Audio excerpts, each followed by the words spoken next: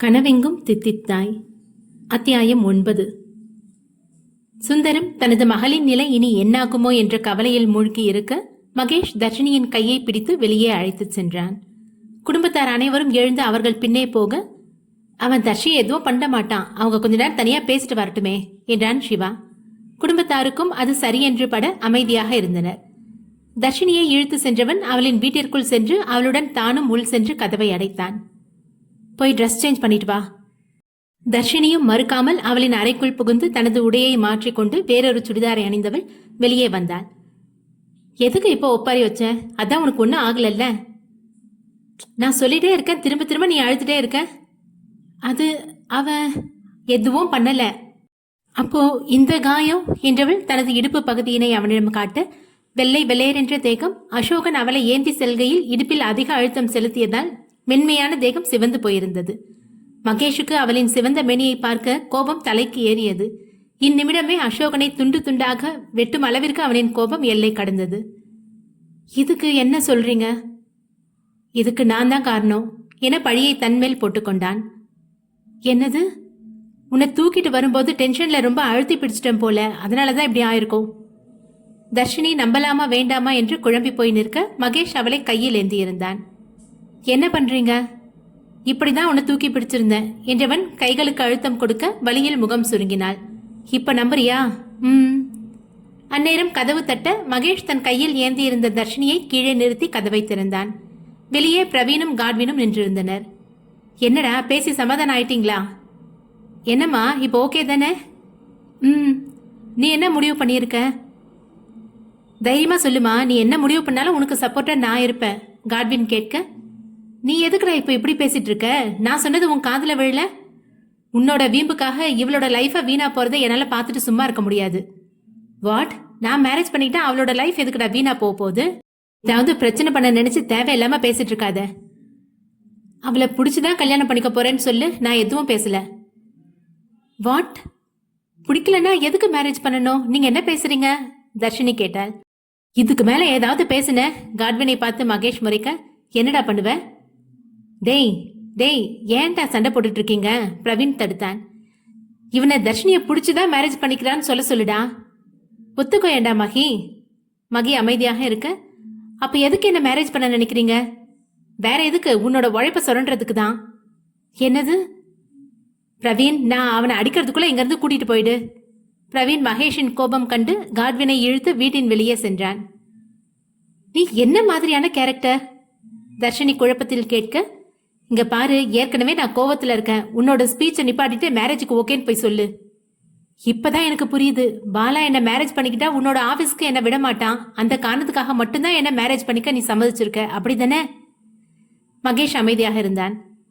உன்னோட அமைதியா சொல்லுது அதுதான் உண்மைன்னு. அப்ப நம்ம மேரேஜ் முடிஞ்ச அப்புறமா என்னை விட டேலண்டான ஒரு பொண்ணை பார்த்தா அவ பின்னாடி மேரேஜ் பண்ணிக்க சொல்லி இப்படிதான் போவியா? தர்ஷினி, எதுக்கு இப்ப கத்துற? இவ்வளவுதானா நீ? என்னை பத்தி யாரு தப்பா சொன்னாலும் எனக்கு ப்ராப்ளம் இல்ல. என்ன ஆனாலும் உன்னை நான் மேரேஜ் பண்ணிக்க மாட்டேன். ஏன், எனக்கு மேரேஜ் ஆகாட்டியும் கூட நான் கவலைப்பட போறது கிடையாது. ரியலி? என அவளை இலக்காரமாக நோக்க. எஸ், இப்ப என் வீட்ல இருந்து வெளியே போ. உன் வாயால என்ன மட்டும்தான் கல்யாணம் பண்ணிப்பேன்னு சொல்ல வைக்க எனக்கு ரொம்ப நேரம் ஆகாது. ஏன் உயிரே போனாலும் அப்படி நான் சொல்ல மாட்டேன். உயிர் போனா சொல்ல மாட்டேன், மானம் போனா சொல்லுவதென்ன? என்ன? அவள் சுதாரிக்கும் முன்னே கதவை அடைத்து அவள் அருகே வந்தவன் தர்ஷினியை தோளில் தூக்கி போட்டு அவள் அறைக்கு சென்றான். பிரவீன் காட்வினை ஓரளவுக்கு சமாதானப்படுத்தியவன் சிவாவின் வீட்டிற்குள் அழைத்து வந்தான். என்னப்பா, அவங்க பேசி ஒரு முடிவுக்கு வந்துட்டாங்களா? எனக்கு இது சரியா படல அங்கிள். என்னப்பா சொல்ற? வனிதா கேட்க. உங்களுக்கே தெரியும் ஆண்டி, மக்கி எதுக்காக தர்ஷினியை மேரேஜ் பண்ணிக்க ஆசைப்படுறான்னு. ஏன்பா, அந்த தம்பிக்கு என் பொண்ணை பிடிச்சதானே வந்து பொண்ணு கேட்டாரு? அனலட்சுமி கேட்க. அது நீங்க டென்ஷன் ஆகாதீங்க. எங்க பையனுக்கு உங்க பொண்ணை தான் பிடிச்சிருக்கு. இது வரைக்கும் அவன் எந்த பொண்ணுக்காகவும் இந்த அளவுக்கு இறங்கி வந்து எதுவும் செஞ்சதில்ல. அதனாலதான் நானும் சம்மதிச்சேம்மா. சிவாவும் ஆமோதிக்க. இப்ப நாம எதுவும் முடிவு பண்ண வேணாம். அவங்க 2 பேரும் பேசி என்ன முடிவு எடுக்கிறாங்களோ அதுபடியே நாம பண்ணிடலாம் என சுந்தரம் கூறி அனைவரையும் அமைதியாக்கிட, அங்கே மகேஷோ இதுவரைக்கும் தன்னுள் கொதித்துக் கொண்டிருந்த கோபத்தை தர்ஷினியின் உடனான கூடலில் காட்டிக் கொண்டிருந்தான். அரை மணி நேரம் தர்ஷினியை தன் பிடியில் வைத்திருந்தவன் அவளை விட்டு விலகி நின்றான். ஆனால் இன்னும் அவனது கோபம் முழுமையாக குறையாதிருக்க முயன்று தன்னை ஆசுவாசப்படுத்திக் கொண்டான். 10 மினிட்ஸ் தான் டைம். ஒழுங்கா வந்து மேரேஜுக்கு ஓகேன்னு சொல்லு. இல்ல உன்னோட பேரண்ட்ஸ் கிட்ட இப்ப நமக்குள்ள நடந்த எல்லாத்தையும் சொல்ல வேண்டியதா இருக்கும். இதை கேட்டுட்டு உன்னோட பேரண்ட்ஸ் எப்படி ரியாக்ட் பண்ணுவாங்கன்னு மட்டும் யோசிச்சு பாரு. இல்ல வேணாம், நான் உன்னையே மேரேஜ் பண்ணிக்கிறேன்.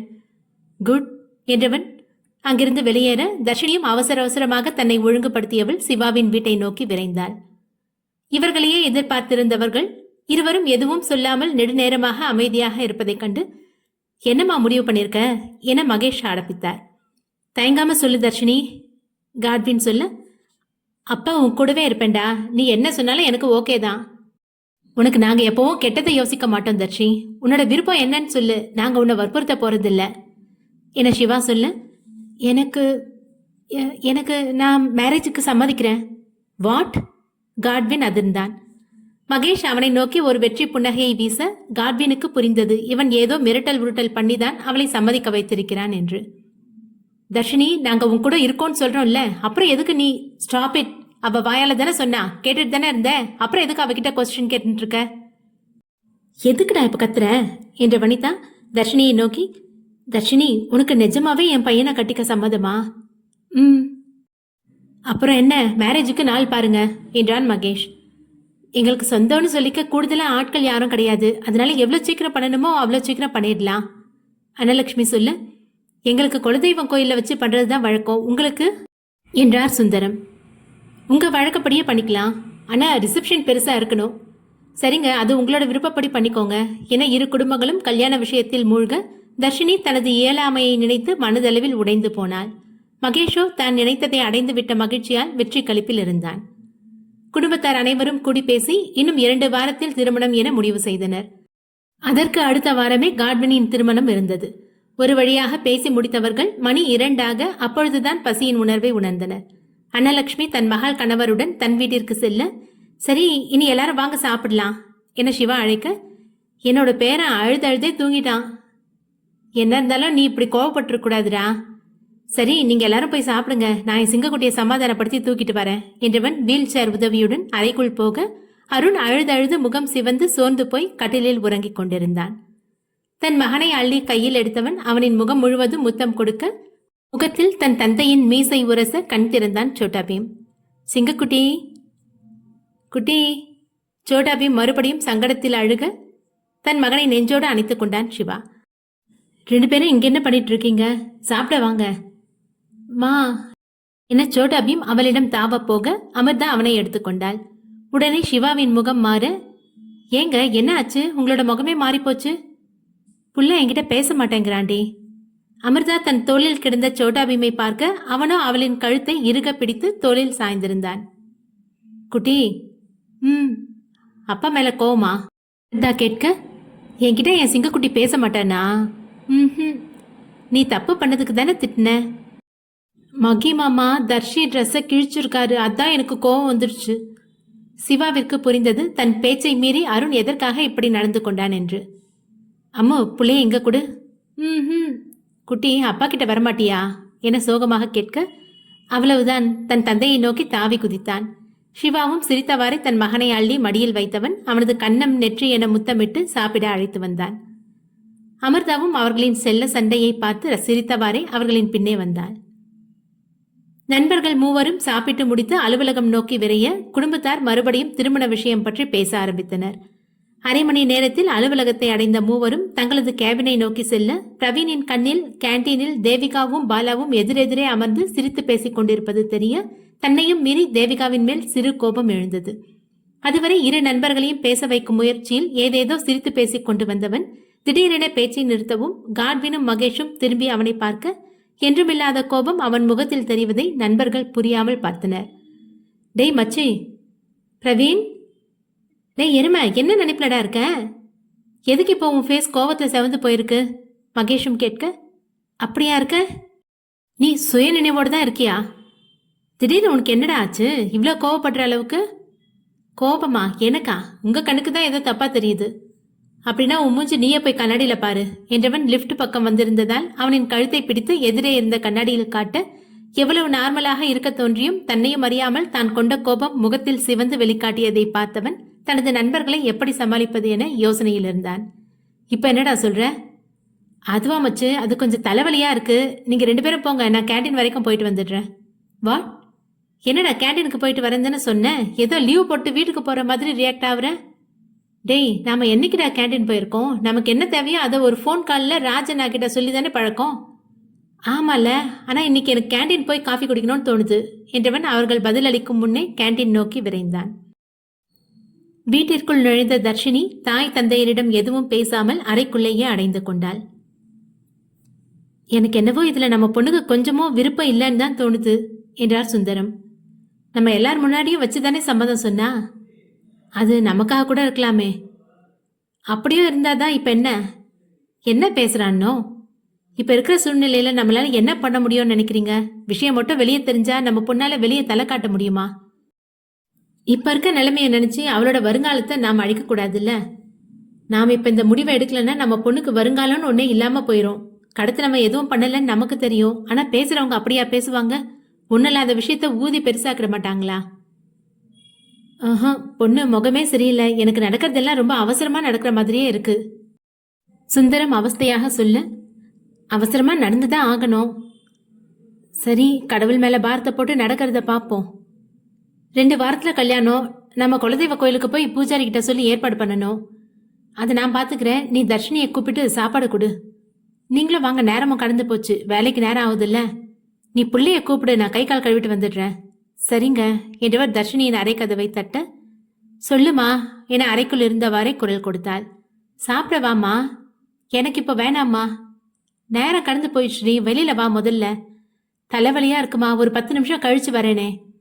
காஃபி தண்ணி ஏதாவது போட்டு தரட்டுமா? வேணாம்மா, கொஞ்ச நேரம் படுத்து எழுந்துக்கிறேன் என்றவளை அதற்கு மேலும் தொந்தரவு செய்யாமல் அன்னலட்சுமி செல்ல, தர்ஷினியோ தனக்கு நடந்த கொடுமையை யாரிடமும் சொல்ல முடியாமல் தனக்குள்ளேயே புதைத்து கொண்டிருந்தாள். தான் இந்த திருமணத்திற்கு ஒத்துக்கொள்ளவில்லை என்றால் நிச்சயம் மகேஷ் தங்களுக்குள் நடந்ததை அனைவர் முன்னிலையிலும் சொல்ல தயங்க மாட்டான். அதை நிச்சயம் சுந்தரத்தால் தாங்கிக் கொள்ள முடியாது. மகேஷ் சரியாக அவளின் பலவீனத்தை பார்த்து அடித்து அவளை தனக்கு கீழ் கொண்டு வந்திருந்தான். தனக்கா இந்நிலைமை என அறையிலேயே பிதற்றிக் கொண்டிருந்தாள். அமுதா பரபரப்பாக இருக்க, வசந்தன் அவளை கொஞ்ச நேரம் அந்நிலையிலேயே பார்த்து கொண்டிருக்க, பொறுமை இழந்தவர் அமுதாவின் கையை பிடித்து தன் கைக்குள் வைத்தவாறு அவள் அருகில் அமர்ந்தார். என்னாச்சுமா, ஏன் இவ்வளோ டென்ஷனா இருக்க? அது ஒன்னும் இல்லைங்க. எனக்கு உன்னை பத்தி தெரியாதா? உன்னோட வாய் தான் ஒன்னும் இல்லைன்னு சொல்லுது. ஆனா உன்னோட இந்த பதட்டத்தை பார்க்கும்போது தான் ஏதோ சரியில்லைன்னு தோணுது. எதுவா இருந்தாலும் மறைக்காம சொல்லு. அது நம்ம பொண்ணு. ஆமா, அவ எங்க? தர்ஷினிய பார்த்துட்டு வரேன்னு சொல்லிட்டு மகிய ஆபீஸ்க்கு கிளம்பி போனா. எப்போ? காலையில போனாங்க. வாட்? மணி இப்போ 3 ஆகுது, இன்னுமா வரல? சரி, நான் ஃபோன் பண்ணி பார்க்குறேன். நான் ட்ரை பண்ணி பார்த்துட்டேங்க, நாட் ரீச்சபிள்னு சொல்லுது. எனக்கு கொஞ்சம் பயமா இருக்குங்க. நீ எதுக்கு இப்போ தேவையில்லாம பயப்படுற? அது நடந்ததெல்லாம் மகிக்கு தெரிஞ்சா நம்ம பொண்ணை சும்மா விட மாட்டான். வாட்? என்ன நடந்துச்சுன்னு என்கிட்ட மறைக்காம சொல்லு. அமுதா நடந்த அனைத்தையும் தன் கணவனிடம் சொல்ல அதிர்ச்சியில் ஆடி போய்விட்டார் வசந்தன். என்னங்க, உன்னோட பொண்ணுக்கு அவன் என்ன தண்டனை கொடுக்க போறான்னே தெரியலையே. அவனை பத்தி தெரிஞ்சும் அவன்கிட்ட போய் மோதி இருக்கா. ஏதாவது பண்ணுங்களேன், நம்ம பொண்ணுக்கு எதுவும் ஆயிடக்கூடாது. என்னடி பண்ண சொல்ற? நீங்க மகிய போய் பாருங்களேன். போய் பார்த்தா மட்டும் நம்ம பொண்ணை என் கூட அனுப்பி வச்சிருவானா என்ன? அதுக்காக நிம்மதி இல்லாம இப்படியே இருக்க சொல்றீங்களா என கண் கலங்க, சரி நான் போய் அவனை பார்த்துட்டு வரேன் என்றவர் மனக்கவலையுடன் மகேஷின் அலுவலகம் நோக்கி புறப்பட்டார். பிரவீன் நண்பர்களிடமிருந்து எதிர்ப்பு வருவதற்கு முன்னால் கேண்டீன் நோக்கி விரைந்து தேவிகாவின் முன் போய் நின்றான். கேண்டீனில் அமர்ந்திருந்தவர்கள் அனைவரும் அவனை பார்த்து எழுந்து நிற்க, அதை எதையும் தன் சிந்தையில் செலுத்தாமல் தேவிகாவை மட்டுமே பார்த்து நின்றான். சார் சார் என்று ராஜண்ணா வர, சொல்லுங்கண்ணா. சார், நீங்க வந்துட்டீங்க.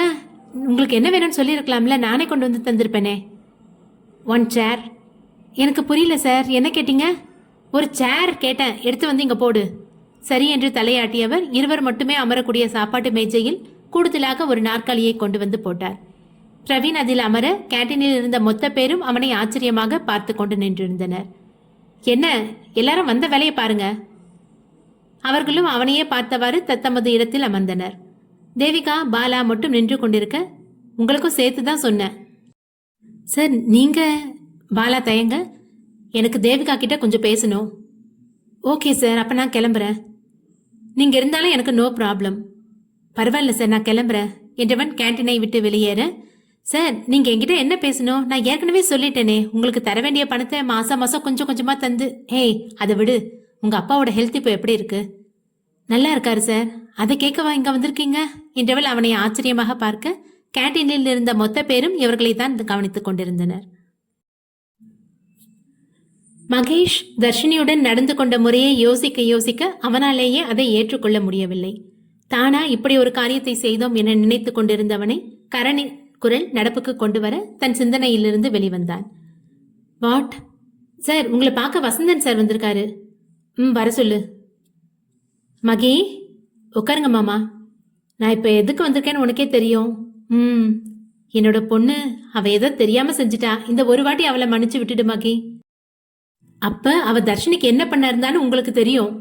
சத்தியமா தெரியாது மகி. தெரிஞ்சிருந்தா அவளை அப்பவே தடுத்திருப்பேன். எங்களையும் மீறி ஏதோ கிறுக்குத்தனமா பண்ணிட்டா. இனி அவளை நான் பாத்துக்கிறேன். இதுதான் லாஸ்ட் வார்னிங். அதுவும் தர்ஷினிய மிரட்ட நினைச்சதால மட்டும்தான் சும்மா விடுறேன். இனி என்னோட லைன்ல கிராஸ் ஆனா வரமாட்டா. அதுக்கு நான் கேரண்டி. ஓகே, இன்னும் ½ அன் ஹவர்ல அவ வீட்டுல இருப்பா. இப்பொழுதுதான் வசந்தனின் நின்று துடித்த இதயம் சீராக துடித்தது. சரி மகி, அப்ப நான் கிளம்புறேன். மாமா சொல்லுப்பா. இன்னும் 2 வாரத்துல எனக்கும் தர்ஷினிக்கும் மேரேஜ். நீங்க முன்ன நின்று நடத்தணும். ரொம்ப சந்தோஷம்ப்பா. கண்டிப்பா சிறப்பா பண்ணிடலாம். அத்தை கிட்ட சொல்லிடுங்க. சரிப்பா சொல்லிடுறேன். அப்புறம் நானும் கிளம்புறேன். எனக்கும் வேலை இருக்கு. ஊர்ல பிசினஸ் ஸ்டார்ட் பண்ணிட்டேன். இன்னைக்கு ஈவினிங் இன்டர்வியூ இருக்கு. அதை வேற கவனிக்கணும். ஓகே மாமா. வசந்தனும் அவனிடமிருந்து விடைபெற மகேஷ் சொன்னது போல் அவ்வளவு நேரம் இருட்டறையில் அடைத்து வைத்து பயமுறுத்தப்பட்ட கனிகா அறையிலேயே மயங்கி கிடக்க மகேஷின் அடியாட்கள் அவளை காரில் அடைத்து வீட்டில் சேர்த்தனர். தேவிகா உட்பட மொத்த கேண்டீனும் ஆச்சரியமாக பார்த்து கொண்டிருக்க பிரவீன் தேவிகாவை மட்டுமே பார்த்து கொண்டிருந்தான். என்னோட ஃபோன் நம்பர் தான் உங்ககிட்ட இருக்கே. இதை ஃபோன் பண்ணியே கேட்டிருக்கலாமே. ஏன் நான் உங்ககிட்ட பேசுறது உனக்கு பிடிக்கலையா? ஐயோ அப்படி ஒன்றும் இல்லை. நீங்களே கொஞ்சம் சுற்றி பாருங்களேன். எல்லாரும் நம்மளை தான் ஒரு மாதிரி பார்த்துட்டு இருக்காங்க. சரி, அப்போ ஈவினிங் காஃபி ஷாப்பில் மீட் பண்ணலாம். வாட்? உனக்கு தான் இது அன்கம்ஃபர்டபுளாக இருக்குன்னு சொன்னியே. ஸோ வெளியே மீட் பண்ணிக்கிட்டா யாரும் இந்த மாதிரி கவனிக்க மாட்டாங்க தானே? அது சார் இப்போ என்ன இல்லை, நான் யார் கூடவும் இப்படி தனியாக போய் ஸ்டாப் இட். அப்போ நான் மட்டும் தினமும் ஒவ்வொரு பொண்ணு கூட வெளியே போகிறேன்னு சொல்ல வரியா? ஐயோ சார், சாரி சார், நான் அப்படி மீன் பண்ணலை. உங்களை பற்றி எனக்கு தெரியாதா? தெரிஞ்சும் என் கூட வரத்துக்கு எதுக்கு தயங்குற? அது சார், நானும் நீங்களும் நீயும் நானும் உங்களையும் என்னையும் சேர்த்து வச்சு தப்பாக பேச வாய்ப்பு இருக்கு சார். அதான். அப்போ நான் வரதுக்கு முன்னாடி அந்த பாலா கூட சிரிச்சு சிரிச்சு பேசிட்டு இருந்தேன். அதை பார்த்து யாரும் தப்பாக நினைக்க மாட்டாங்களா? தேவிகா அமைதியாக இருக்க, பதில் சொல்லு என கோபமாக கூற அவனது புதிய பரிணாமத்தில் மிரண்டவள் பேச நாய் எழாமல் அதிர்ச்சியுடன் அவனை பார்த்தாள். பதில் சொல்லுன்னு சொன்ன. கேண்டீனில் இருந்த அத்தனை பேரும் இவனது ஆக்ரோஷமான சத்தத்தில் அதிர்ச்சியாகி எழுந்து நிற்க, ராஜண்ணா சொல்லுங்க சார். 30 செகண்ட்ல மொத்த பேரும் வெளியே போயிருக்கணும். சார் சொன்னது கேட்கல. கேண்டீன்ல இருக்க மொத்த பேரும் இன்னும் 30 செகண்ட்ல வெளியே போயிருக்கணும். ராஜண்ணா சொல்வதற்கு முன்னே இவனது கத்தலில் அனைவரும் வெளியேற ராஜண்ணா மகேஷின் அறையை நோக்கி ஓடினார். மகேஷ் தர்ஷினி வராததால் அவனது கேபினிலேயே உட்கார்ந்திருந்தான். வசந்தன் போன பிறகும் அவனது மனது தர்ஷினி பற்றி மட்டுமே நினைத்துக் கொண்டிருந்தது. ஒருமுறை அவளிடம் பேசி பார்க்கலாம் என்று தோன்ற அவளுக்கு அழைப்பு விடுத்தான். ஆனால் யாருடைய அழைப்பையும் ஏற்கும் சூழ்நிலையில் தர்ஷினி இல்லை. அவளது மனநிலை புரிந்ததால் அன்னலட்சுமிக்கு அழைக்க உடனே அவரும் அழைப்பை ஏற்றார். ஹலோ, யாரு? நான் தான் மகேஷ். தம்பி நீங்களா? தர்ஷினி கிட்ட கொஞ்சம் பேசணும். 1 மினிட் அவகிட்ட ஃபோனை கொடுக்குறீங்களா? சரி தம்பி என்றவர் தர்ஷினியின் அறையை தட்டி ஃபோன் வந்ததாக கூற, இப்போ நான் யார்கிட்டயும் பேசுறதா இல்லை, அப்புறமா கால் பண்ண சொல்லுமா. முதல்ல கதவை திறடி. இன்னும் சாப்பிடவும் இல்லை. கொஞ்ச நேரம் என்ன தனியா விடுமா. இந்தா உனக்கு தான் ஃபோன். இதை பேசிட்டு எவ்வளோ நேரம்னாலும் தனியா இரு. சட்டென்று அறையை திறந்து ஃபோனை வாங்கியவள் தன் காதில் வைத்தவாறே அறையை அடைந்தாள். ஹலோ, இன்னும் சாப்பிடாம என்ன பண்ணிட்டு இருக்க? நீயா? கேட்டதுக்கு பதில். அதை பத்தி உனக்கு என்ன கவலை? நான் உன்னை மேரேஜ் பண்ணிக்கணும், அதுதானே உன்னோட விருப்பம். அதுதான் நிறைவேற்றிக்கிட்டல. உன்னோட ஹெல்த்தும் எனக்கு முக்கியம்தான். ஓ, அப்பதானே உனக்கு மாடா உழைக்க முடியும். அதுவும் ஒரு வகையில கரெக்ட் தான். நல்லா மனசுல வச்சுக்கோ. உனக்கு கீழே இருந்து எப்பவும் உனக்காக மட்டும் நான் வேலை செய்யணும்னு தானே என்ன மேரேஜ் பண்ணிக்க ஆசைப்பட்டேன். ஆனா அது இந்த ஜென்மத்துல நடக்காது. இவ்வளோ நடந்து இவ்வளோ தைரியமா பேசுற. Not bad. நல்லா இலக்காரமா சிரி. நீ ஆசைப்பட்ட மாதிரி தான் இந்த மேரேஜ் நடக்க போகுது. ஆனா அதுக்கப்புறம் நான் ஒர்க் பண்ணுவேன் கனவுலையும் நினைக்காத. வாட்? எஸ், நமக்கு எப்போ மேரேஜ் முடியுதோ அந்த செகண்ட்ல இருந்து நான் எம்ப்ளாயி கிடையாது, உன்னோட ஒய்ஃப் மட்டும்தான். ஏன்னா இப்ப நான் சொல்ல வர்றது உனக்கு புரிஞ்சுதா? உன்னை கல்யாணத்துக்கு சம்மதிக்க வச்ச எனக்கு வேலை செய்ய வைக்கிறதுக்கு நிறைய நேரம் ஆகாது. அதையும் பார்க்கலாம் என்றவள் போனை கட் பண்ண மகேஷுக்கு தனிந்திருந்த கோபம் மீண்டும் தலைக்கேறியது. மகேஷ் முயன்று தன் வேலைகளில் கவனம் செலுத்த காட்வின் அவன் எதிரே வந்து அமர்ந்தான். எனக்கு அட்வைஸ் பண்ற வேலையெல்லாம் வேணாம், ஒழுங்கா போய் உன் வேலையை பாரு. நீ என்ன பண்ணி தர்ஷினியை மேரேஜுக்கு ஒத்துக்க வச்ச? அது உனக்கு தேவையில்லாத விஷயம். நீ என்னமோ பெருசா பண்ணி இருக்கடா, இல்லைன்னா தர்ஷினி உன்னை போய் மேரேஜ் பண்ணிக்க ஒத்துப்பாளா? ஏன், எனக்கு என்ன குறைச்சல்? இப்ப நீ பண்ற தப்பு உனக்கு பெருசா தெரியாம இருக்கலாம்டா, ஆனா ஒரு நாள் இதை நினைச்சு நீ ரொம்ப கஷ்டப்பட போற. அதுக்கெல்லாம் வாய்ப்பே இல்லை. டேய் மச்சான், இப்பவும் சொல்றேன், தர்ஷினியோட மனசை புரிஞ்சு நடந்துக்கோ. பாவண்டா அந்த பொண்ணு, நீ பாசமா பேசினாலே ஒத்துக்கிட்டு இருப்பா. ஆனா உன்னோட இந்த புத்தி தான் உன் மேல கோவத்தை வர வைக்குது. மற்றவங்க கோவப்படுவாங்கன்றதுக்காகலாம் என்னோட கேரக்டர் என்னால் சேஞ்ச் பண்ணிக்க முடியாது. உன்கிட்ட பேசுறதே வேஸ்டா. ஆமா, அப்புறம் ஒரு விஷயம் கேட்கணும். அந்த 50 ரவுடிகளை பத்தி தானே? ஒரு பிஸ்னஸ் மேனால எதிரிகளை சமாளிச்சு பிஸ்னஸ் சக்சஸ்ஃபுல்லாக நடத்த அவங்க கட்டாயம் தேவை. அதை பற்றி ஏன்டா எங்ககிட்ட இதுக்கு முன்னாடி சொல்லலை? அதுக்கான அவசியம் வரல. ஓ, அப்போ அவசியம் இருந்தால் தான் எல்லா விஷயமும் எங்ககிட்ட ஷேர் பண்ணுவியா? உன்னை எந்த லிஸ்ட்டில் சேர்க்கணுன்னே தெரியலடா. சார் சார், ராஜண்ணா ஓடி வர. என்னண்ணா இப்படி அறக்க பறக்க ஓடி வரீங்க? சார், கேண்டீனில் பிரவீன் சார் ஒரு பொண்ணு கூட பிரச்சனை பண்ணிட்டு இருக்காரு. என்னது? சீக்கிரம் வாங்க சார், அவர் ரொம்ப கோவமா வேற இருக்காரு. எல்லாரையும் கேண்டீனை விட்டு வெளியே போக சொல்லிட்டாரு. உள்ள என்ன நடக்குதுன்னு தெரியல. சீக்கிரம் வாடா மச்சி, அவனோட நடவடிக்கை இன்னைக்கு சரியில்லை. கோவத்துல ஃபேஸ் வேற செவந்து போயிருந்தது என்றவரை நண்பர்கள் இருவரும் விரைந்து கேண்டீனுக்கு வந்தனர். பிரவீனின் அதிரடி செயலால் அதிர்ச்சியுற்ற தேவிகா தானும் கேண்டீன் விட்டு வெளியேற போக அவளின் கையை பிடித்து தடுத்து நிறுத்தியிருந்தான். உங்களுக்கு என்ன சார் ஆச்சு? ஏன் இப்படி ரியாக்ட் பண்ணிட்டு இருக்கீங்க?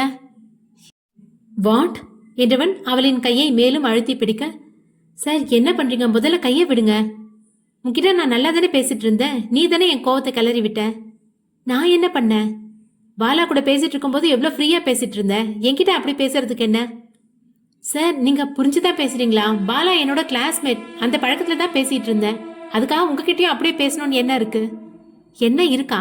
நான் ஹெல்ப் பண்ணும்போது பல்ல காட்டிக்கிட்டு பணத்தை வாங்கிட்டு போனியே, உனக்கு துணியா ஹாஸ்பிட்டல்ல இருந்தனே, அந்த பழக்கத்துக்காக கூடவா என்கிட்ட பேச தோணல? இவன் இப்படி பேசுவான் என சிறிதும் நினைக்காத தேவிகா கண்களில் கண்ணீர் தேங்க தலை கவிழ்ந்தாள். இப்ப எதுக்கு அழுதுட்டு நிற்கிற? இப்ப அழுதத்தை நிறுத்த போறியா இல்லையா? நீங்க என்னை பத்தி இவ்வளோ கேவலமா நினைச்சிட்டு இருக்கீங்கல்ல?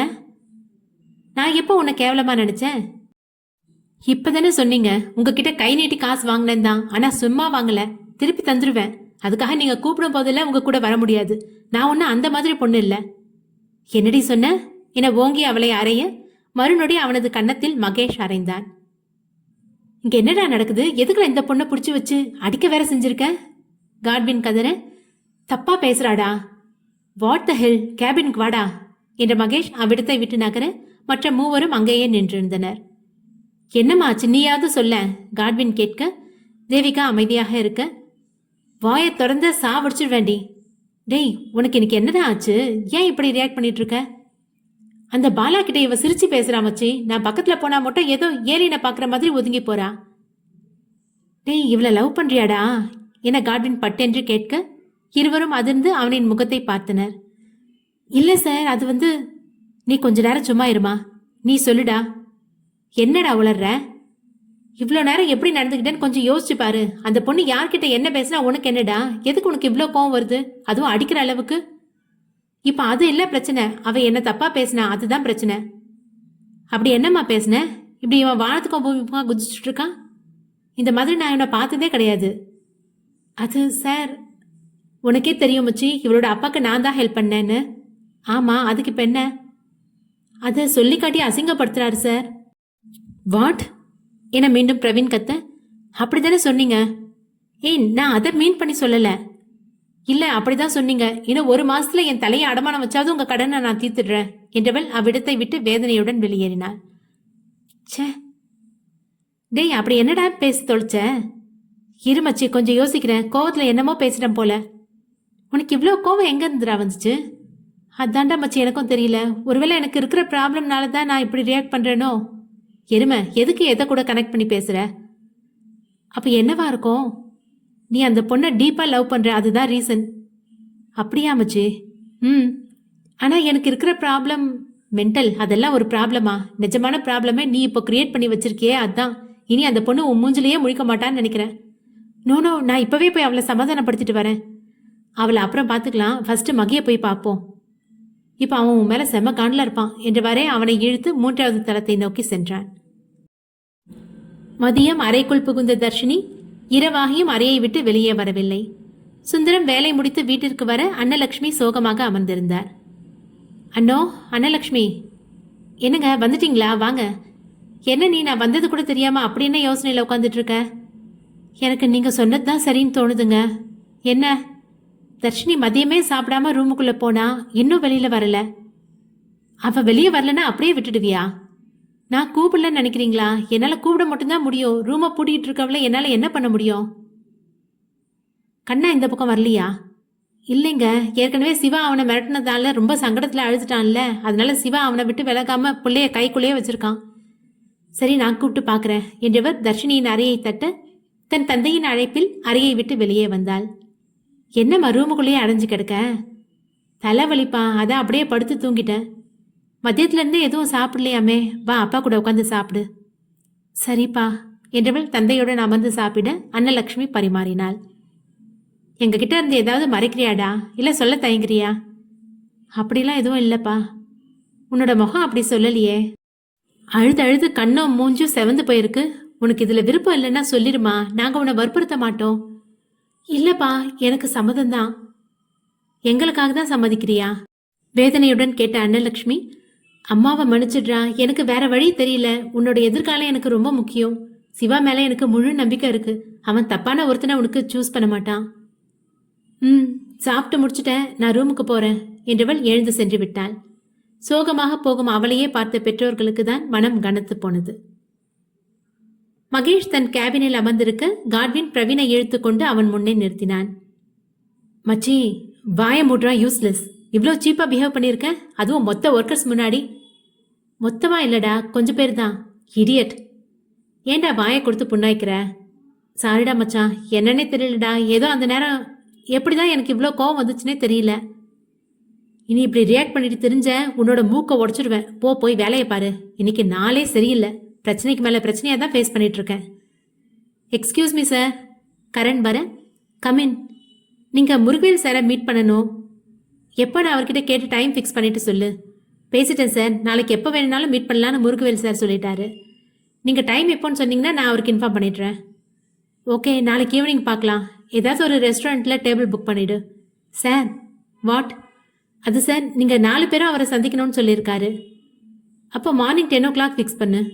ஓகே சார் என்றவன் வெளியேற, தர்ஷினி எப்படி வருவா? ஏன், அவளுக்கு வர்றதுக்கு என்ன? அவள் இப்போ எந்த மனநிலையில் இருக்கானே தெரியல. மீட்டிங் ஒரு 2 weeks தள்ளி வைக்கலாம்லடா. அப்போ தான் என்னோட மேரேஜ் வச்சுருக்கேன். அப்போ யார் தர்ஷினியை போய் அழைக்கிறது? ஏன், அந்த மகாராணியை போய் தான் அழைக்கணுமா? அஃபிஷியலாக ஆஃபீஸ்லேருந்து ஒரு ஃபோன் கால் பண்ணி சொன்னால் போதும். வருவான்னு நினைக்கிறியா? வந்து தானே ஆகணும். உங்கள் 2 பேருக்கும் என்னதாண்டா ப்ராப்ளம்? எப்போவும் சண்டை போடுறது மாதிரியே பேசிகிட்டு இருக்கீங்க. பிரவீன் கேட்க, அவன் பண்ணுறதெல்லாம் உனக்கே சரின்னு தோணுதாடா? இல்லைல்ல. டேய், போய் வேலையை பாருங்கடா. ஏற்கனவே நிறைய வேலை பெண்டிங்கில் இருக்குது, போங்க. காட்வின் அவனை முறைத்தவாறு அறையை விட்டு வெளியேற பிரவீனும் அவன் பின்னே சென்றான். நண்பர்கள் மூவரும் வேலையில் மூழ்க நடு இரவில் அலுவலகத்தை விட்டு வெளியேறினர். அன்னலக்ஷ்மி தர்ஷினியின் அழுது வடிந்த முகத்தை நினைத்து பார்த்தவர் மனது கேட்காமல் சிவாவின் வீட்டை நோக்கி சென்றார். வாமா அண்ணோ. வரதன் வரவேற்றார். சிவா தூங்கிட்டானா? மா வாங்க. என்ன இப்போ வந்திருக்கீங்க? ஏதாவது ப்ராப்ளமா? தர்ஷினி நல்லா இருக்கா தானே? அன்னலக்ஷ்மி அமைதியாக இருக்க, என்ன அத்தை அமைதியா இருக்கீங்க? தர்ஷினி நல்லா தானே இருக்கா? அமிர்தா கேட்டாள். ஆஹா, அவளுக்கு இந்த கல்யாணத்தில் விருப்பம் இல்லைன்னு நினைக்கிறேம்மா. ஏதோ எங்களுக்காக தான் ஒத்துக்கிட்டு இருக்கா. என்னம்மா சொல்கிறீங்க? ஆமாம்ப்பா, மதியத்துலேருந்தே அழுதுகிட்டே இருக்கா. ஏதோ அவள் அப்பா கூப்பிட போய் பேருக்கு சாப்பிட்டுட்டு எழுந்து போயிட்டா. இது வரைக்கும் எவ்வளோ கஷ்டம் இருந்தாலும் அவள் எங்களோட மனசு கஷ்டப்படும் நினச்சி வெளிப்படையாக காட்டினதில்லை. ஆனால் இன்னைக்கு அவளோட வீங்கி போன மூஞ்சை பார்த்து மனசு பொறுக்கலப்பா. நம்ம முன்னாடி வச்சு தானே கல்யாணத்துக்கு சம்மதம் சொன்னா. திரும்ப திரும்ப அவளோட விருப்பத்தை பற்றி கேட்கவும் சம்மதிச்சாலே. தாமரை கேட்க, நான் போய் பேசி பார்க்குறேன் அத்தை என அமிர்தா சொன்னாள். வேணாம்மா, உன்கிட்ட அவன் எதையும் சொல்கிற மனநிலையில் இல்லை. அது கண்ணாவை கொஞ்ச நேரம் அவன் தூங்கிட்டானா? இல்லைம்மா, தூங்கல, ரூமில் தான் சைக்கிள் ஓட்டிகிட்டு இருக்கான். நான் அவனை அழைச்சிட்டு போகட்டுமா? என்னம்மா கேள்வி இது? அவன் உங்கள் பேரன், இதெல்லாம் எங்ககிட்ட கேட்டுக்கிட்டா செய்யணும்? குட்டி குட்டி, அப்பா என ஓடி வந்தவன் அன்னலட்சுமியை பார்த்தவுடன் அவளை நோக்கி ஓடினான். கண்ணா என்றவாறே அவனை அள்ளி எடுத்து இடுப்பில் வைத்தார். குட்டி, இன்னைக்கு தர்ஷியை கொடுத்துங்கிறியா? அவ ரொம்ப சேடா இருக்கா. அப்படியா? ஆமாண்டா கண்ணா. சரி, நான் இன்னைக்கு தர்ஷினி கூடவே தூங்குறேன். அப்போ நான் காலையில் வந்துடுவேன் என்றவன் அன்னலட்சுமியிடமிருந்து இறங்கி தர்ஷினி அறையை நோக்கி ஓடினான். சரிப்பா, நானும் கிளம்புறேன். மா, எதை நினச்சும் கவலைப்படாதீங்க, கொஞ்ச நாளில் எல்லாம் சரியாயிடும். சரி என தலையாட்டியவர் தனது வீட்டை நோக்கி சென்றார். தர்ஷினி நடந்த விஷயங்களை யோசித்துக் கொண்டே இருக்க கதவு தட்டும் சத்தம் கேட்டு கதவை திறக்க எதிரில் சோட்டா பீம் நின்றிருந்தான். அவ்வளவு கவலையிலும் அவனது முகத்தை பார்த்தவுடன் தனது கவலை பாதியாக குறைந்ததைப் போல் உணர்ந்தாள். சோட்டா பீம், தர்ஷி, நான் இன்னைக்கு உன் கூட தூங்க போறேன். நிஜமாவா? அண்ணா எப்படி உன்னை விட்டாரு? நீ இல்லாம அவருக்கு தூக்கம் வராதே. வீட்டில் சொல்லிட்டு தானே வந்த? அதெல்லாம் சொல்லிட்டு தான் வந்தான். 2 பேரும் போய் தூங்குங்க, டைம் ஆகுது. அன்னலட்சுமி சொல்ல, தர்ஷி என்னை தூக்கு என 2 கைகளையும் விரித்தபடி நிற்க தர்ஷினி அவனை தூக்கியவாறு படுக்கையில் கிடத்தினாள். சாப்பிட்டியாடா ஏதாச்சும்? நீ சாப்பிட்டியா? நம்ம கேம் விளையாடுவோமா? எனது இப்பவா? உன் மொபைலை கொடு. நோ, இப்போ ப்ளே டைம் இல்லை, ஸ்லீப்பிங் டைம். இல்லை, எனக்கு இப்போ விளையாடணும், உன்னோட மொபைலை கொடு என பிடிவாதம் பிடிக்க வேறு வழி இல்லாமல் எடுத்து கொடுத்தாள். அப்படி என்னடா விளையாட போற? என்னோட மொபைலில் தான் எந்த கேமும் இல்லையே. ப்ளே ஸ்டோர் இருக்குல்ல, அதுலேருந்து எடுத்துப்பேன். உனக்கு இதெல்லாம் யார்டா கற்றுக் கொடுக்குறா? அப்பா எனக்கு ஒரு வாட்டி அதுலேருந்து தான் கேம் எடுத்து தந்தாங்க. நானும் அதே மாதிரி இப்போ எடுக்க போகிறேன். அதெல்லாம் வேணாம், ஃபோன் இங்கே கொடு. கொடுடா. சோட்டா பீம் கொடுக்காமல் கட்டிலில் அங்கும் இங்கும் உருள அவனுடன் விளையாடியபடியே தனது ஃபோனை வாங்க முயற்சி செய்தாள். விளையாட்டு போக்கில் சோட்டா பீம் விரல் தட்டுப்பட்டு மகேஷுக்கு வீடியோ கால் சென்றது. அலுவலகத்திலிருந்து சில கூடுதல் வேலைகளை செய்து முடித்தவன் தனது காரிலிருந்து வந்து கொண்டிருக்க ஃபோன் வரவும் கையில் எடுத்து பார்த்தவனுக்கு தர்ஷினியிடமிருந்து வீடியோ கால் வர அதை புரியாமல் பார்த்தவன் அட்டன் செய்ய தர்ஷினியின் அறையில் சோட்டா பீமும் அவளும் உருண்டபடி சிரித்து விளையாடி கொண்டிருப்பது ஃபோனின் வழியே தெரிய இவளை நினைத்தா தான் இவ்வளவு நேரம் மன உளைச்சலில் இருந்தோம் என்றவனது கொஞ்சம் நஞ்ச குற்ற உணர்ச்சியும் காற்றில் பறந்தது. அவர்களின் விளையாட்டிலேயே ஃபோன் கால் தெரியாமல் தான் வந்திருக்கும் என உணர்ந்து கட் செய்து வீட்டை நோக்கி விரைந்தான். பிரவீன் நேரம் கடந்து வீட்டிற்கு வர கமலக்கண்ணன் மட்டும் கூடத்தில் அமர்ந்திருந்தார். பா, இன்னும் தூங்கலையா? தூக்கம்தான் வருதுப்பா. உன்னோட அம்மா தான் உனக்கு வேண்டி காத்துட்டு இருந்தா, அதனால தான் அவளை அனுப்பி வச்சுட்டு நான் உட்காந்துருக்கேன். எதுக்குப்பா? நீங்களும் போய் தூங்கியிருக்கலாமே. நான் உன்னை எப்படியாவது சாப்பிட வைப்பேன்னு தான் உங்கள் அம்மா நிம்மதியாக படுக்க போனா. ஓகேப்பா, ஒரு 5 மினிட்ஸில் வந்துடுறேன். சரிப்பா என்றவர் டைனிங் டேபிளில் போய் அமர சொன்னது போல 5 நிமிடத்தில் பிரவீன் வந்து அவர் எதிரே அமர்ந்தான். வீட்டு வேலையால் பரிமாறவும் அவசர அவசரமாக உண்டவனை பார்க்க கமலக்கண்ணனுக்கு தான் ஏதோ போல் இருந்தது. இவ்வளோ பசியை வச்சுட்டாடா இவ்வளோ நேரம் வேலை பார்த்த? இந்த நிலைமையில உன்னோட அம்மா உன்னை பார்த்தா அவ்வளோதான். ஈவினிங் காஃபி குடிக்கலப்பா, அதான் பசி கொஞ்சம் ஜாஸ்தியாக இருக்கு. சரி சரி சாப்பிடு. 5-6 நிமிடத்தில் சாப்பிட்டு முடிய இருக்கையிலிருந்து எழுந்தவனை, உன்கிட்ட கொஞ்சம் பேசணும்பா. என்றவன் இருக்கையில் அமர, என்ன பிரச்சனை? பிரச்சனையா? அப்படி எதுவும் இல்லையே. இல்லை, இன்னைக்கு நீ வழக்கத்துக்கு மாற கொஞ்சம் டென்ஷனாக தெரியுற. சரி, அதுக்கு பதில் சொல்ல விருப்பம் இல்லைன்னா கன்னத்தில் இருக்க காயத்துக்காவது பதில் சொல்லு. கன்னத்தில் காயமா? ஆமாம், யாரோ அரைஞ்சது மாதிரி இருக்கு. ஓ அதுவா? மகிதா கோவத்தில் அடிச்சிட்டான். அவன் உன்கிட்ட கோவப்படுற அளவுக்கு நீ என்ன பண்ண? அது நான் அப்பா. என்ன? நான் தேவிகாவை அடிச்சிட்டேன்ப்பா. என்னடா சொல்ற? அந்த பொண்ணை போய் எதுக்கு நீ அடிச்ச? சொல்லுடா. உன் கண்ணம் வீங்கி இருக்க மாதிரி தானே அந்த பொண்ணோட கண்ணமும் இப்போ இருக்கும். வீட்டில் என்ன சொல்லி சமாளிச்சாலும் தெரியலையே. பிரவீனுக்கு மனது வலித்தது. என்ன இருந்தாலும் அடித்திருக்க கூடாதோ என நினைத்தவனின் மனக்கண்ணில் அழுதவாறே சென்ற தேவிகா நினைவு வர, கூடவே அவள் பாலாவுடன் சிரித்து பேசியதும் நினைவு வர முகம் இறுகி போனது. என்னடா யோசனையில் இருக்க? அம்மா கிட்ட இதை பற்றி எதுவும் சொல்ல வேணாம். சரி, உன்னோட பிரச்சனையை நீயே சமாளிச்சுக்கோ. நான் தூங்க போகிறேன். எனக்கும் நாளைக்கு ஆஃபீஸ்க்கு போகணும். நீ எப்போதான் நம்ம பிஸ்னஸை டேக் ஓவர் பண்ணி எனக்கு ரெஸ்ட் கொடுக்க போறியோ என கூறியவாறே அவர் அறைக்கு சென்றார். பிரவீனும் அவன் அறைக்கு சென்றவன் நாளை எப்படியாவது தேவிகாவை சமாதானப்படுத்தியே தீர வேண்டும் என எண்ணியவாறே உறக்கத்தில் ஆழ்ந்தான். காலை அழகாக விடிய தேவிகா பல குழப்பங்களுடன் கூடத்தில் அமர்ந்திருந்தாள். முன்னால் வேலை முடிந்து அறைக்குள்ளேயே அடைந்து கிடந்தவள் காலையில்தான் எழுந்து வெளியே வந்தாள். அக்கா, நீ ஏன் இப்படி உட்காந்துட்டு இருக்க? ஆஃபீஸுக்கு கிளம்பல? போகணும்டா. என்னடி ஆச்சு உன் மூஞ்சுக்கு? ஒரு சைடு வாக்கில் வீங்கின மாதிரி இருக்கு. சுதா கேட்க, நைட்டு கெட்ட கனவு கண்டு கட்டில இருந்து கீழே விழுந்துட்டேம்மா, அதனால தான் இப்படி ஆயிடுச்சு. உன்கிட்ட எத்தனை வாட்டி சொல்லியிருக்கேன், தூங்கறதுக்கு முன்னாடி திருநீர் எடுத்து பூசிட்டு படுன்னு. கேட்டா தானே? என்னம்மா இன்னைக்கு ஆஃபீஸ் போகலையா? என்ன ஒரு மாதிரியா வேற இருக்க என கேட்டவாறே ராம் அவள் அருகில் அமர்ந்தார். இல்லப்பா, போகணும். அம்மா, என்னடி? என்னோட கல்யாணத்துக்கு சேர்த்து வச்சிருக்கே ஒரு 5 சவரன் நகை, அதை கொடுக்குறியா?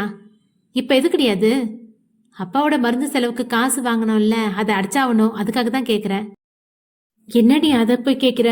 நமக்கு எவ்வளோ கஷ்டம் வந்தப்போவும் நான் அதில் கையை வைக்கல. இப்போ அதுவும் இல்லைன்னா உன்னை எப்படி நான் கரை சேர்ப்பேன்? ராமன் கவலையாக தன் மகளை பார்க்க, அதெல்லாம் அப்புறம் பார்த்துக்கலாமா, அந்த நகையை கொடு. என்னக்கா இவ்வளோ அவசரமாக பணம் கேட்குறேன்? பிரவீன் சார் தானே நமக்கு ஹெல்ப் பண்ணாரு, அவருக்கு நம்ம கொஞ்சம் கொஞ்சமாக அடிச்சா போதுமே. அவர் எதுவும் நமக்கு சும்மா தரல, ஆஃபீஸ்ல இருந்து லோன் வழியாக தான் தந்திருக்காரு. அப்படியா? சரிம்மா, அந்த நகையை கொடு, நான் அதை வித்துடுறேன். என்ன விற்க போறியா? நமக்கு வேற வழி இல்லைம்மா, நகை தானே, அப்புறம் பார்த்துக்கலாம் என ஒருவாறு தந்தையையும் சம்மதிக்க வைத்து நகையுடன் வீட்டை விட்டு வெளியேறினாள். காலையில் போன் ரிங்டோன் கேட்டு கண்விழித்த தர்ஷினி பக்கத்தில் பார்க்க சோட்டா பீம் இல்லை. இது அவளுக்கு தெரிந்ததுதான். விடிந்தவுடனேயே எழுந்து தன் தந்தையின் அரவணைப்பில் படுத்துக் கொண்டான் சோட்டா பீம். முகத்தில் பூத்த சினு புன்முறுவலுடன் போனை பார்க்க திரையில் கரணின் பெயர் இருக்க அவ்வளவு நேரம் இருந்த மனநிலை முற்றிலும் மாறி இறுக்கமான மனநிலை பரவ போனை அட்டென்ட் செய்து காதில் வைத்தாள். Hello Dharshini madam. சொல்லுங்க கரண் சார். மேடம், இன்னைக்கு 10 o'clock ரெஸ்டாரண்ட்ல ஒரு மீட்டிங் இருக்கு. மீட்டிங்கா? அதுக்கும் எனக்கு என்ன சம்பந்தம்? முருகவேல் சாரோட மீட்டிங் மேடம், நீங்க கண்டிப்பா வந்தாகணும். இல்ல கரண் சார், என்னால இன்னைக்கு வர முடியாது. மேடம், நீங்க அக்ரிமெண்ட்ல சைன் பண்ணியிருக்கீங்க, ஸோ அதுக்கான மீட்டிங்ல நீங்களும் இருந்தாகணும். என்ன மேடம் அமைதி ஆயிட்டீங்க? வரீங்க தானே? ஓகே கரண் சார், நீங்க எனக்கு லொக்கேஷன் ஷேர் பண்ணுங்க, நான் வந்துடுறேன். ஓகே என்றவன் போனை வைக்க, என்ன சொன்னா? வரேன்னு சொன்னாங்க சார். ஓகே, அப்போ 4 பேரும் சேர்ந்தே போயிடலாம். சார் அது வந்து இன்னும் என்ன மேடம், ஆஃபீஸ்க்கு வரேன்னு சொல்லலை சார், லொக்கேஷன் ஷேர் பண்ண சொன்னாங்க, ஸ்ட்ரெயிட்டாக அங்கே வரதா தான் சொன்னாங்க. வாட்? அப்படின்னா இங்கே இருக்க அவளோட வேலையை யாரை பார்க்கறது? நீ போ, நானே அவகிட்ட பேசிக்கிறேன் என்றவன் அடுத்த நொடியே தர்ஷினிக்கு அழைக்க மகேஷின் நம்பரை பார்த்தவுடன் அவனின் காலை அவாய்ட் செய்தாள் தர்ஷினி. இவளுக்கு எவ்வளோ கொழுப்பு இருக்கணும், நான் ஃபோன் பண்ணுறேன்னு தெரிஞ்சோ கட் பண்ணி விட்றா, இடியட். நீ கால் பண்ணு என கரணிடம் கூற கரண் டயல் செய்ய இம்முறை அட்டென்ட் செய்தாள் தர்ஷினி. மகேஷ் வெடுக்கென போனை வாங்கி தன் காதில் வைக்க, சொல்லுங்க கரண் சார். கரண் வெளியே போ என கோபத்துடன் கூற அவன் மறுபேச்சு இல்லாமல் அறையை விட்டு வெளியேறினான். நீங்க பேச என்கிட்ட என்ன இருக்கு? அதான் மீட்டிங்க்கு வரேன்னு சொல்லிட்டேன்ல. உனக்கு எவ்வளோ தைரியம் இருந்தால் என்னோட ஃபோனை கட் பண்ணுவ? பேச விருப்பம் இல்லாதவங்க ஃபோனை யாராக இருந்தாலும் கட் பண்ண தான் செய்வாங்க. ஓ, அந்தளவு தைரியம் இருக்கா உனக்கு? இன்னும் எவ்வளோ நாள் இப்படி திமிரா பேசிக்கிட்டு இருக்கேன் நானும் பார்க்குறேன்டி. நானும் பார்க்க தானே போகிறேன் உன்னோட இந்த அகங்காரம் பிடிச்ச பேச்சு என்னைக்கு நிற்குதுன்னு. ஏய், எதுக்குடா இப்போ கத்துற? காது ஜிவ்வு கிழிகிற மாதிரி. மரியாதையாக பேசு. உனக்கு எதுக்குடா மரியாதை? ஒரு பொண்ணோட விருப்பம் இல்லாமல் அவன் மேலே கையை வச்சிருக்க. இப்படிப்பட்டவனுக்கு மரியாதை ஒரு கேடா?